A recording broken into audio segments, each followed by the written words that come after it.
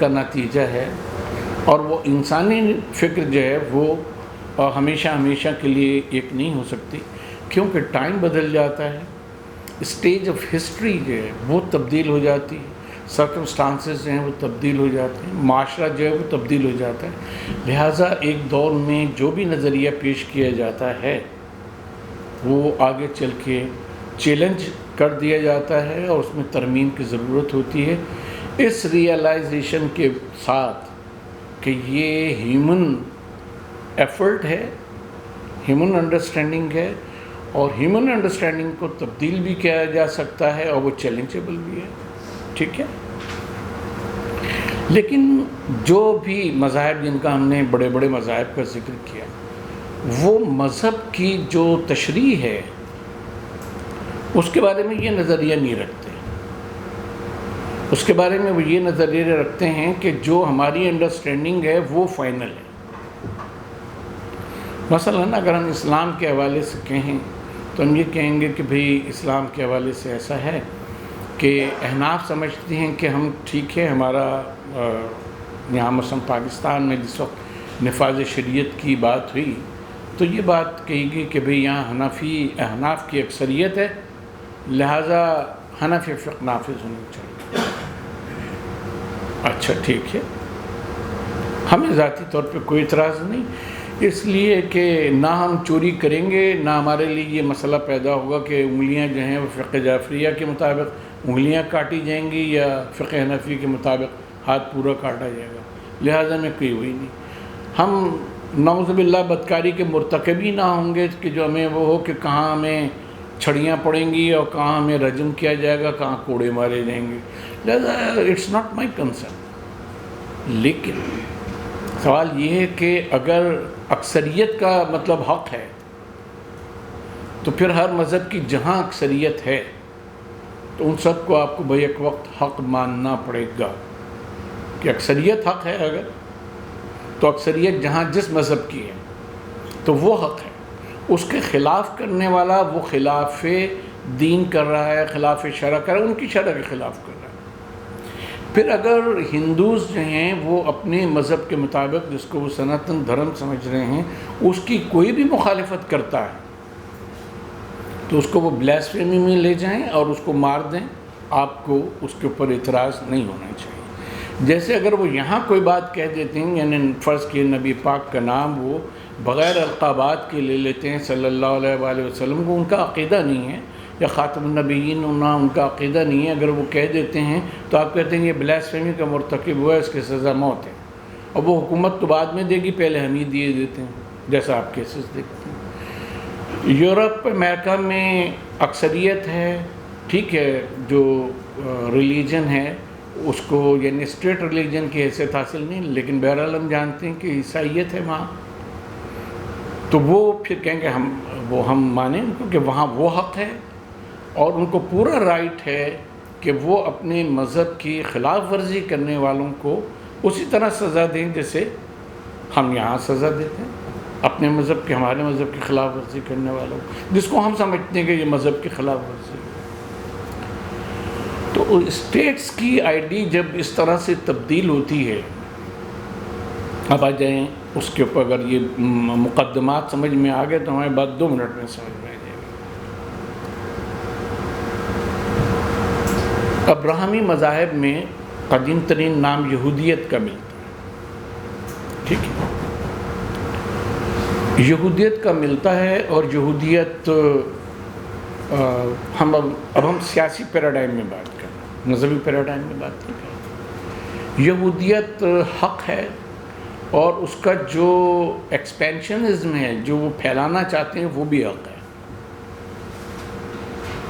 سیاسی طور پر، ٹھیک ہے۔ کیسے کہ وہ ایک مذہب ہے، اس نے اپنے کو ریاست سے ایفیلیٹ کیا، ریاست کے اس کے طور کے پر وہ سامنے آئے ایک مذہبی آئیڈیالوجی کے طور پر۔ بائبل یہ کہتی ہے کہ اللہ تبارک تعالیٰ نے پہلے حضرت ابراہیم علیہ السلام سے میثاق لیا، میثاق کا ذکر قرآن مجید میں بھی بڑی اہمیت سے آیا، ٹھیک ہے، میثاق لیا اور ابراہیم سے کہا کہ مصر کی نہروں سے لے کر اور یوفریٹس یعنی فرات کے دریا تک جہاں تک بھی وہ بہتا ہے وہاں تک کی حکومت میں تمہیں دوں گا، تمہاری اولاد کو دوں گا، ٹھیک ہے۔ اور ان کو بیت المقدس کی چھت پہ اللہ لے گیا، گاڈ لے گیا، یہوہ لے گیا، اور اس نے کہا، دکھایا، کہا ابراہیم اوپر دیکھو۔ اوپر دیکھا تو تارے پھیلے ہوئے تھے رات کا وقت۔ ان کا کہ تمہاری جو امت ہوگی، تمہارے فالوورز کی تعداد اتنی ہوگی، اس سے زیادہ ہوگی۔ اس کے بعد ان کو کہا زمین کی طرف دیکھو، تو زمین کا حصہ پوری زمین انہوں نے دکھا دی،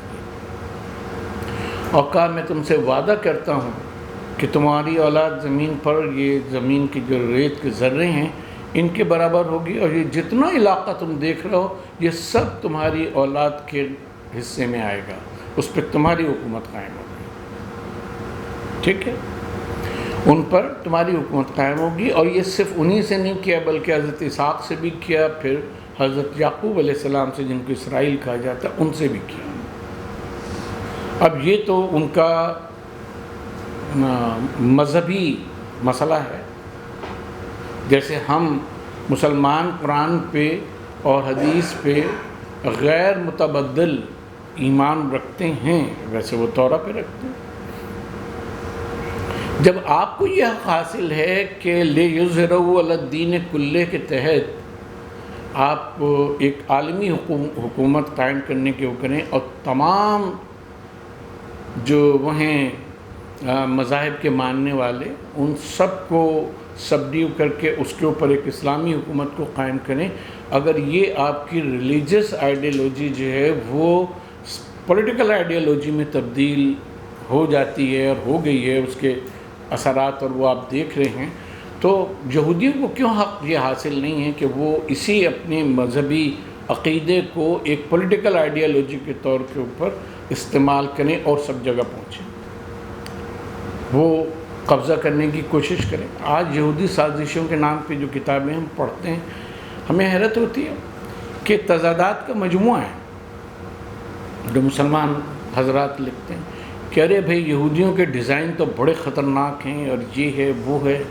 کیا ہے بھئی؟ وہ تو خانہ کعبہ تک کے اوپر کی جو زمین ہے مکہ مدینہ کی اس کے اوپر بھی ان کے وہاں قبضہ کرنا چاہتے ہیں، جو نیو میپ آیا ہے اس میں تو وہ بھی شامل ہے۔ مسلمان جو ہے نا وہ ایک دم پریشان ہو گئے تھے۔ اچھا، آپ کی آئیڈیالوجی میں یہ ہے کہ آپ جا کے ان کا بیت المقدس جو ہے اس کو فتح کر لیں اور وہاں جو اسلامی حکومت کو قائم کر لیں، وہ آپ کی پولیٹیکل آئیڈیالوجی ہے۔ اف یو ہیو رائٹ کہ اپنے مذہب کو آپ پوری دنیا کو اس میں شامل کریں اور اس کے اوپر حکومت کریں، تو ان کا بھی یہ مذہبی عقیدہ ہے، وہ پولیٹیکل اس میں تبدیل ہوا اور وہ چاہتے ہیں کہ کریں، ٹھیک ہے، کیا اس میں مسئلہ ہے؟ مثلا جب ہم حضرت عمر رضی اللہ تعالیٰ عنہ کے کارنامے ہم بیان کرتے ہیں تو کہتے ہیں فلاں جگہ انہوں نے پہنچا، اس میں بیت المقدس بھی شامل ہے۔ تو بھائی وہ اپنے کسی کی کارنامے بیان کریں اور اس میں کہیں کہ بھئی اس نے فلاں جنگ میں مکہ اور مدینہ جو ہے اس کو اوپر بھی قبضہ کر لیا، تو politically what is wrong in it? آپ جب مذہب کو ایک پولیٹیکل آئیڈیالوجی کے طور کے اوپر پیش کرتے ہیں اپنے عقیدے کو، تو دوسرے کو بھی تو اس کا حق ہے نا کہ وہ اپنے عقیدے کو پولیٹیکل آئیڈیالوجی کے تحت ایگزیکیوٹ کرے۔ اسی طرح سے آپ تاریخ میں آگے چلیں تو آپ دیکھیں گے کہ رومن امپائر جس نے مسیحی عقیدے کے مطابق اور جیوز کے انڈر پریشر مسیح علیہ السلام کی کروسیفکشن کی، ان کو اس پہ چڑھایا، صلیب دی، ٹھیک ہے، وہی رومن امپائر جو ہے وہ پھر مسلمان وہ ہو جاتی ہے، عیسائی ہو جاتی ہے، بادشاہ اعلان کر دیتا ہے کہ مسیحیت کرسچینٹی آج سے رومن امپائر کے تحت جو علاقے ہیں وہ سب کے سب مسیحی ہوں گے۔ چنانچہ فلاسفرز کو مار دیا جاتا ہے، جو فلاسفے کے اسکولز ہیں وہ بند کر دیے جاتے ہیں، دیگر مذاہب کی تعلیم بند کر دی جاتی ہے، ہزاروں کی تعداد میں لوگوں کو قتل کر دیا جاتا ہے۔ جو اس کا بائبل کا رومن ترجمہ شائع ہوا، اس کو کہا جاتا ہے کہ یعنی اس کو اتنا مقدس سمجھا جاتا ہے کہ یہی اصل بائبل ہے جو حضرت مسیح پہ گویا نازل ہوئی تھی، اور جو اس کا انگلش ترجمہ کرتا ہے اس کو پھانسی دے کے اور اس کی لاش کو جلا دیا جاتا ہے۔